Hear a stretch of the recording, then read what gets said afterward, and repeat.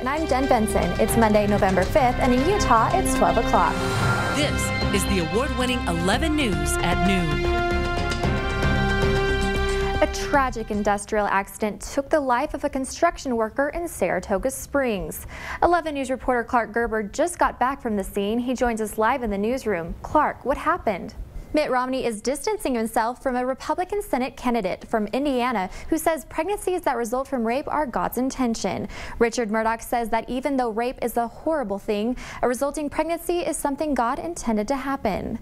Romney's campaign says their candidate disagrees with the statement. The Cash Mobs use Facebook and Twitter to tell the community about their next gathering. You can find Cash groups in your area by clicking on Brenna's story on our website at 11news.byu.edu. The story of the night ended up being in the new 4th Congressional District race. It was a record high setting with more money spent on both sides than any congressional race Utah has ever seen. 11 News reporter Sean Gordon and Brenna Donnelly have a recap of the 4th District race between Congressman Jim Matheson and Mia Love. All this month, you may see men sporting mustaches who would normally not even consider having facial hair. It's not a fashion statement, but an effort to bring awareness to an often forgotten problem. 11 News reporter Randall Vaudry introduces us to a group of friends joining the Movember movement. It may be wintry outside now, but Highland City is already thinking spring. They want people to sign up for an additional curbside can just for organic waste. Mayor Lynn Ritchie says it would keep limbs and clippings out of the landfill and creating compost for people to use in their yards. The city needs 1/5 of people to sign up to make this happen next April. The Provo Airport is staying in the commercial flight business. Allegiant Airlines will fly out of Provo starting on February 15th. The news comes just in time as Frontier Airlines will pull out of the airport in the next month. Allegiant says they will do 2 flights per week on Monday and Friday afternoons. A Salt Lake City family is lucky to be alive this morning after what firefighters say was a carbon monoxide poisoning situation. How safe is your neighborhood? The Provo City Police trains new recruits every month for the City Mobile Watch Team to help fight crime in your area. Florida police are investigating a break-in at the Obama campaign office. A burglar shattered the glass door and stole a manila envelope filled with cash. The door is now fixed and the staff are back to the business of campaigning. President Obama is making his final push in the swing state today. People here in Utah with family on the East Coast hope for the best as Hurricane Sandy hits the eastern states.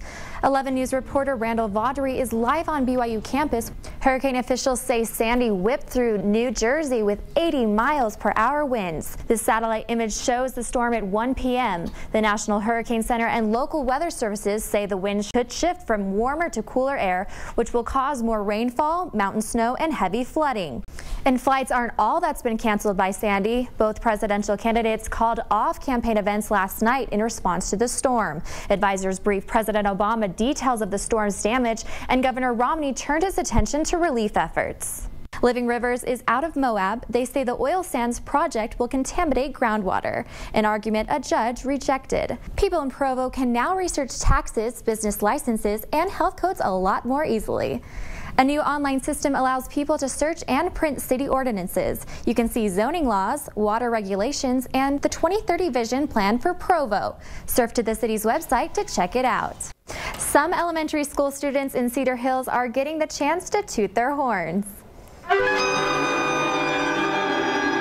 Directors are launching their first band program for 5th and 6th graders at Deerfield Elementary. They want to introduce good playing habits before these kids enter junior high. Teachers expected about 20 students to come to their first practice. Instead, 49 showed up ready to learn. They plan to have their first concert in January. It's not just the time of the year that can affect your budget, but the time of the week. Receptions on Monday through Thursday can cost, and on average, about $400 less than the weekend.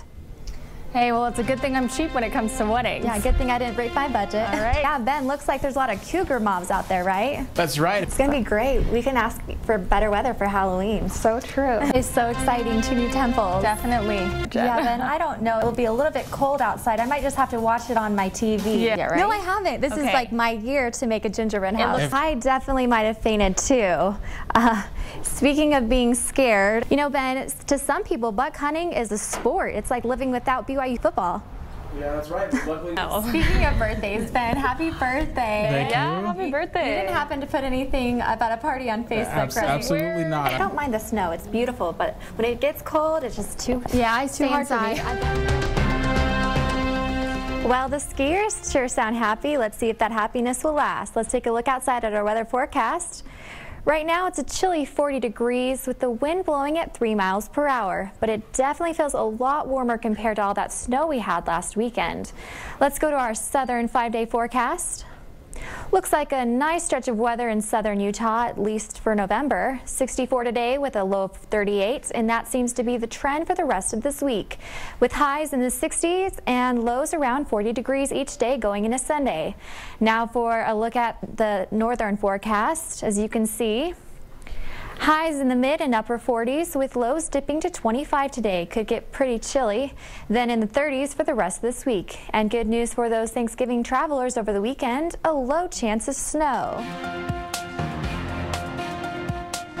A former football coach faces life in prison. The Coast Guard intercepts tons of drugs in Florida, and a Florida rocket heads for the space station. Here's your look at news from across the nation. Jerry Sandusky case will meet with the judge today before sentencing. They will decide if Sandusky is a violent sexual predator. Officials found the former Penn State assistant football coach guilty of 45 counts of child sex abuse back in June. He could face life in prison when it's sentenced tomorrow. The U.S. Coast Guard now gets to unload close to 3,000 pounds of drugs in Florida. Back in August, crew members busted a ship loaded with cocaine and marijuana south of Guantanamo Bay. All right. That's 11 News at noon for Monday, October 22nd. You can join us anytime on our website at 11news.byu.edu. Thanks for watching and have a great afternoon.